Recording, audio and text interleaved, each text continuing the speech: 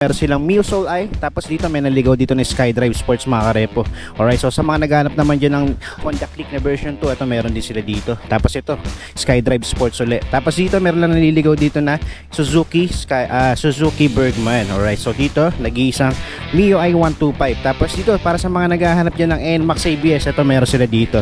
Tapos meron din silang Honda Wave.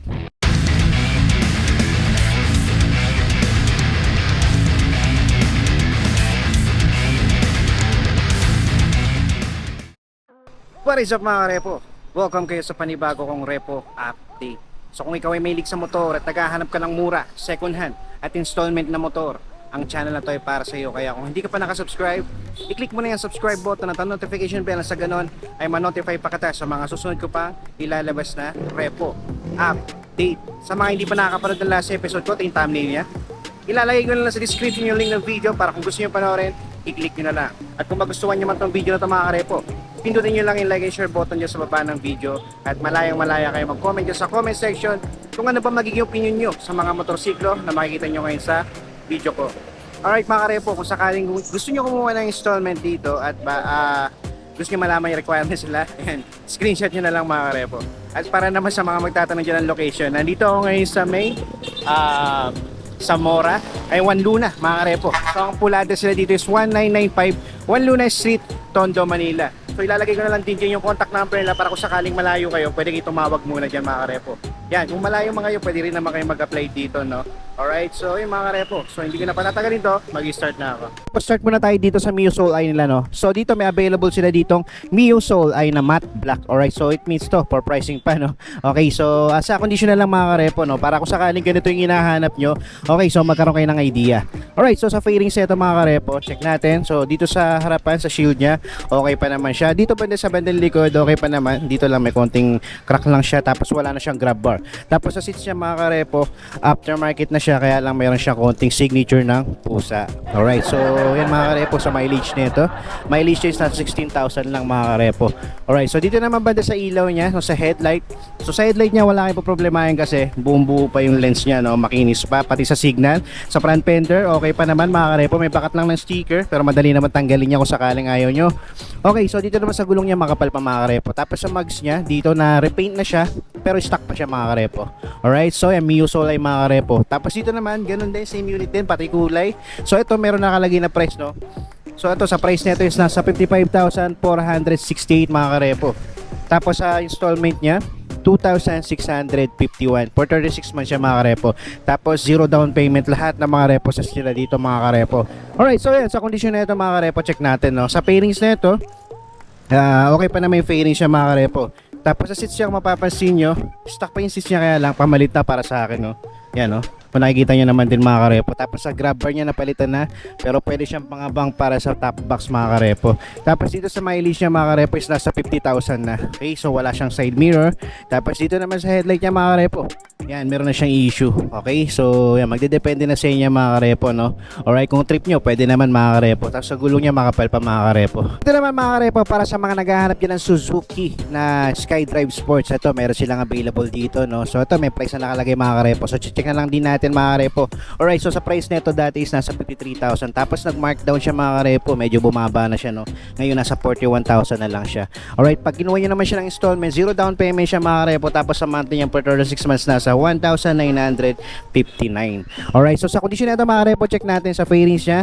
Yan, okay pa naman siya banda dito sa harapan. Doon din sa likod, okay pa rin naman. Stock pa yung seats niya, no? Kaya lang pamalit na siya, meron na siyang butas doon. Tapos grab bar niya nandun pa. Sa mirror niya, aftermarket na mga karepo. Pero kung matipuan nyo to, trip nyo, pwede nyo naman tanggalin to kung ayaw nyo. Alright, so sa mileage niya mga karepo, di natin makikita kasi naka-digital panel siya. Okay, so dito naman sa headlight niya mga karepo, wala kayong problemahin kasi wala pa naman siyang basag. Okay, so dito sa front fender niya may mga minor scratches lang. Sa gulong niya sobrang kapal pa, oh. Kasing kapal pa ng mukha ni Marites. Alright, so yan, sa mga naghahanap dyan ng SkyDrive Sports, ito, meron sila dito. Para naman sa mga naghahanap dyan ng Honda Click version 2 na ito, 125 na color blue. Alright, so ito may price na nakalagay, no? So, yan, sa halagang 54,193. Tapos pag kinuha niya siya ng installment, meron siyang monthly na 2,590 for 36 months mga karepo. Zero down payment mga karepo. So sa pairings na ito mga karepo, yan, okay pa naman siya, no? Banda rito, okay, wala rin siyang basag. Okay, so stock pa, pati yung seats niya, no? Okay na okay pa, wala pang butas. Grabber niya nandyan. Aftermarket nga lang yung side mirror niya. Okay, so yan. The rest, dito sa signal, okay pa. Headlight niya, okay pa. Yan, may additional na siyang auxiliary light dito sa ilalim. Alright, so hindi na kayo maglalagay kung sakali. Front fender niya, minor scratches lang. Sa gulong niya, makapal pa. Alright, so yan, para sa mga naghahanap dyan ng Honda Click 125 na version 2, eto, meron sila dito. Dito naman mga karepo, nakakita ulit ako dito ng Suzuki SkyDrive Sports. Pero ito matte black naman, kaya lang for pricing pa ito mga karepo. Pero check na lang natin yung kondisyon nito para kung sakaling ito yung hanap nyo, mayroon kayong idea. Alright, so sa pairings nito mga karepo, dito sa harapan, okay pa naman siya. Dito sa likod, okay pa, wala pang basag, no? Stock pa, pati yung seats niya, buong buo pa, wala pang butas. Grabber niya, nandyan pa. Tapos sa mirror niya, ayan pa yung stock mirror niya. Tapos sa mileage nito is nasa 4,000 lang. Sariwa pa to mga karepo, 4,000 pa lang yung auto niya. Okay, so banda dito sa headlight niya, wala kayong problemahin kasi wala pa siyang basag. Makinis pa yung lens niya, no? Sa front fender, napakakinis pa, wala pang masyadong gas-gas. Sa gulong niya makapal pa. Kasi kapal pa ng mukha ng chismosang kapitbahay niyo. Alright, so sa mga naghahanap dyan ng Suzuki SkyDrive Sports na matte black, ito, mababa pa auto, nasa 4,000 lang. Honda Click ulit mga karepo, version 2. Ang kulay naman nito is glossy red. Alright, so ito, sa price nito is nasa 53,988. Pag kinuha niya naman siya ng installment, yan, nasa 2,580 for 36 months mga karepo. Alright, so sa condition na ito mga karepo, sa fairings niya, check natin, okay pa naman dito sa harapan, dito sa likod okay din. Kaya lang, meron na siyang issue pagdating dito sa seats niya, no, pamalit na. Pero madali lang naman palitan niya mga karepo kasi mura lang naman palitan ng cover yan. Tapos stock mirror nandito pa. Yan, sa mileage niya, hindi natin makikita kasi naka-digital. Pero pwede kayo bumisita mismo dito sa branch nila kung sakaling gusto niyo malaman. Kung malayo kayo, pwede kayo tumawag dyan. Alright, so nga pala mga karepo, kahit malayo kayo, pwede kayo mag-apply dito. Okay, basta sasadyain nyo sila dito sa branch nila. Alright, so yun, pagdating naman dito lang meron siyang issue, no, sa may niya, signal, no. Okay, so sa headlight nito ganun din. Okay, so dito sa front fender, maganda pa yung front fender nito, no. Sa gulong niya makapal pa. Tapos sa mags niya, stock pa siya pero kaya lang na siya, na-repaint na. Alright, so dito lang talaga nagkatalo. Alright, so yan mga karepo, depende na sa inyo na. Okay, so yan, Honda Click version 2 na 125. Para naman sa mga naghahanap din ng Suzuki Bergman Street, ito meron silang available dito. Ang kulay niya is matte na maroon. So ito for pricing pa, wala pa siya naka-display na presyo, pero check na lang din natin yung condition nito para kung sakaling ito yung hinahanap nyo, meron kayong idea. Alright, so sa fairings na ito mga karepo, yan, kung mapapansin nyo, napakaganda pa ng condition ng fairings niya, no? Wala pa siyang gas-gas or basag. Tapos stock pa yung seats niya, wala pang butas, pati yung mirror niya nandito. Sa mileage niya, hindi natin makikita kasi digital panel to. Alright, so pagdating naman dito sa shield niya, no, wala na yung visor niya. Alright, so yan, magdidepende sa inyo yan mga karepo. Okay, madali na naman bilan niya kung sakali. Alright, so dito naman sa headlight niya mga karepo, napakakinis pa ng lens niya, no, pati sa signal. Tapos dito rin sa front fender, maganda pa. Sa gulong niya makapal pa mga karepo. Alright, so sa mga naghahanap yun ng Suzuki Bergman Street na maroon, ito, available dito.